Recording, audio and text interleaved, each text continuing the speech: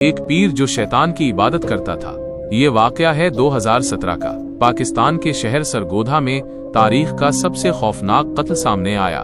عبدالوحید نامی پیر جس پر لوگ اندھی عقیدت رکھتے تھے، اپنے ماننے والوں کو اس بہانے ایک خاص مجلس میں بلایا کہ وہاں انہیں روحانی سکون اور گناہوں سے نجات ملے گی، لیکن وہ لوگ نہیں جانتے تھے کہ وہ کسی عبادت میں نہیں بلکہ شیطان کی مجلس میں جا رہے ہیں۔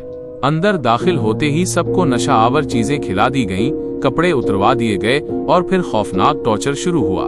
کچھ پر چھری سے وار کیا گیا، کچھ کے جسموں کو جلتے سریے سے داغا گیا اور بعض کو زندہ جلا دیا گیا۔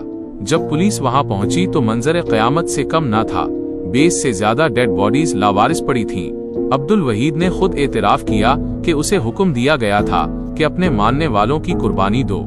اس واقعے نے پورے ملک کو ہلا کر رکھ دیا اور آج بھی پاکستان میں کئی خفیہ سوسائٹیز موجود ہیں جو انہی شیطانی کاموں میں ملوث ہیں۔